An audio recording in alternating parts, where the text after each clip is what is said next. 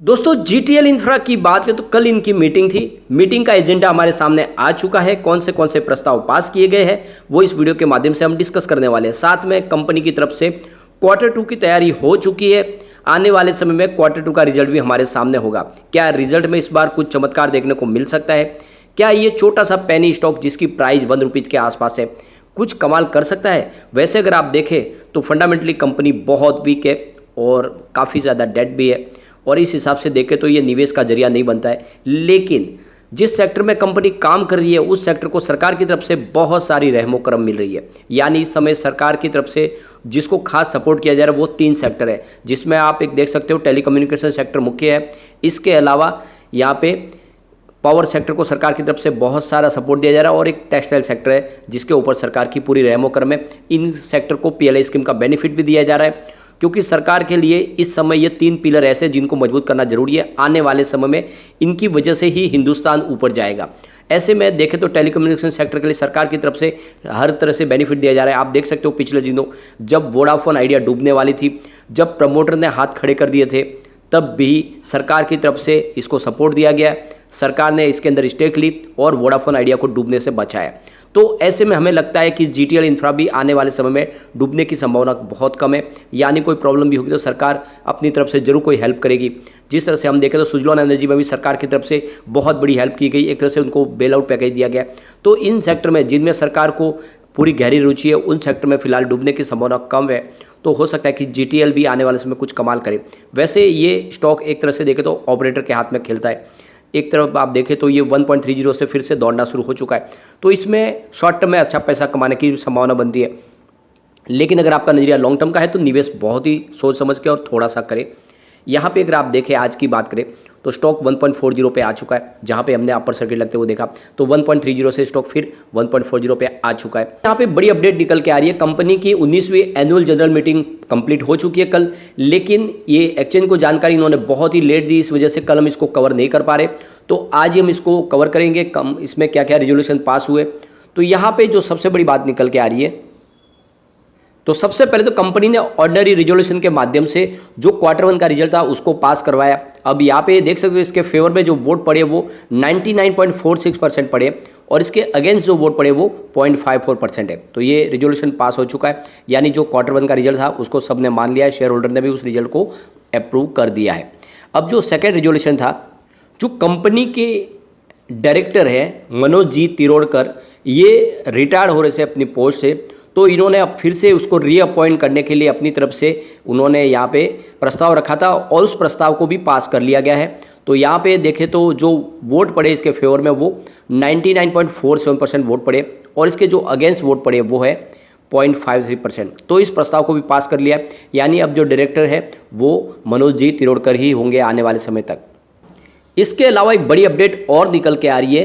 Company ने अपने Q2 की पूरी तैयारी कर ली है। यानी कंपनी की तरफ से ये कह दिया गया है कि हमने Q2 अपना कंप्लीट कर लिया है। जो भी इसके प्रॉफिट लॉस की बातें हैं वो सारी की सारी टोटल जितने भी बोर्ड मेंबर के सदस्य हैं उनको पता चल चुकी है और इसीलिए अब इनसाइडर ट्रेडिंग बंद हो चुकी है उनके लिए।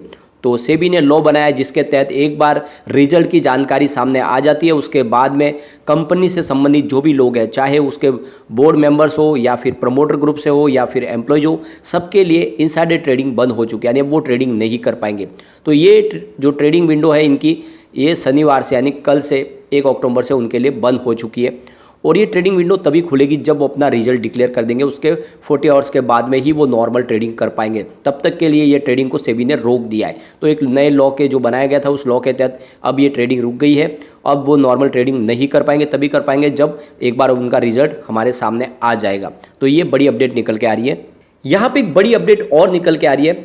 यहाँ पर सरकार की तरफ से एक नया टेलीकम्युनिकेशन बिल लाया जा रहा है 2022 और पुराने जो टेलीकम्युनिकेशन बिल है उसकी जगह पे ये नया बिल हो। इसमें बिल में आप देख सकते हैं तो ये बहुत सारी बातें को ऐड किया जाएगा। जैसे कि पहले ही जब ये बिल लाया गया था उस समय हमारे यहाँ पे कोई OTT प्लेटफॉर्म की सुविधा नहीं थी, कोई इंटरटेनमेंट की सुविधा नहीं थी, सिर्फ एक वॉइस कॉलिंग की सुविधा थी और इसीलिए उसके हिसाब से ही ये बिल लाया गया था। लेकिन अब बहुत कुछ बदलाव हो चुका है। सैटेलाइट के माध्यम से हम बहुत सारे प्रोग्राम देखते हैं। इसके अलावा हम टेलीकम्युनिकेशन का इस्तेमाल इंटरटेनमेंट के लिए दूसरे और भी कामों के लिए करते हैं। इंटरनेट की सुविधा बहुत सारा अब यहाँ पे इसमें जुड़ चुका है। है, व्हाट्सअप वगैरह, यहाँ पे आप देख सकते हो कि फेसबुक है। तो इन सबको रेगुलाइज करने के लिए एक नया बिल लाया जा रहा है सरकार की तरफ से।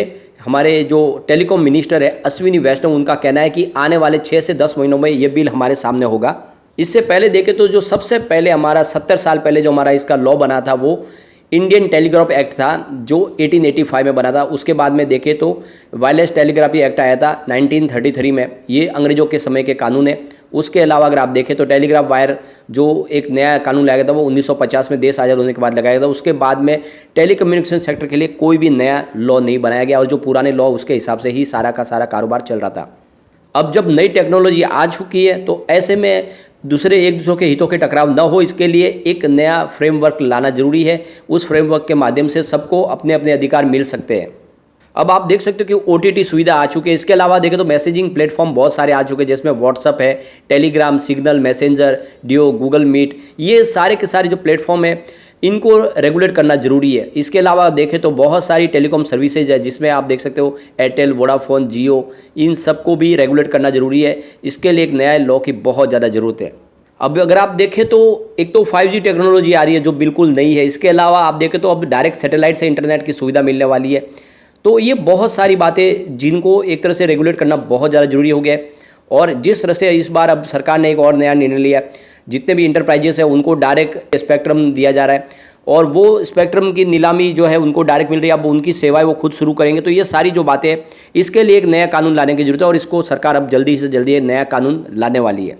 इसके अलावा आप देखें तो बार बार जब इंटरनेट आपको शट डाउन होता है वो दिखाई देगा, सरकार की तरफ से भी कई बार कर दिया जाता है, या इसके अलावा अगर आप देखें तो कंपनियों की वजह से भी होता है। तो इसको भी रेगुलेट करने की कोशिश की जाएगी कि आने वाले समय में सुचारू रूप से इंटरनेट की सुविधा मिल पाए, उसको बंद न किया जाए और किया जाए तो किस रूल्स के तहत किया जाए, कितने समय के लिए किया जाए, वो सारी की सारी बातें इस नए बिल में अब ऐड की जाएगी। कुल मिला के देखें तो आने वाले समय में टेलीकॉम सेक्टर में एक बड़ी क्रांति आने वाली है और इसका फ़ायदा आप भी उठा सकते हैं, क्योंकि इस समय टेलीकॉम सेक्टर के शेयरों में निवेश किया जा सकता है। आने वाले समय में जैसे कि हमने पहले भी डिस्कस किया, पावर सेक्टर, टेलीकम्युनिकेशन सेक्टर और टेक्सटाइल सेक्टर, जिसके ऊपर सरकार की तरफ से उन सेक्टर को प्रोत्साहन दिया जा रहा है, PLI स्कीम का बेनिफिट भी दिया जा रहा है। तो ये सेक्टर आने वाले समय में बहुत अच्छा प्रदर्शन कर सकते हैं। तो टेलीकम्युनिकेशन सेक्टर के शेयरों में निवेश किया जा सकता है। लेकिन अगर हम GTL इंफ्रा की बात करें तो ये कंपनी फिलहाल एक पेनी स्टॉक बनी हुई है। तो यहाँ पे रिस्क बहुत ज़्यादा है क्योंकि इसके फंडामेंटल काफ़ी ज़्यादा वीक है। तो ऐसे में यहाँ पे अगर इन्वेस्टमेंट करते हो तो बहुत ही लिमिटेड मात्रा में करें, इतना ही करें कि अगर वो डूब जाए तो आपको गम ना हो। लेकिन यहाँ पे एक तरह से रिस्क रिवॉर्ड है, हो सकता है कि आने वाले समय ये आपके लिए एक जैकपॉट साबित हो।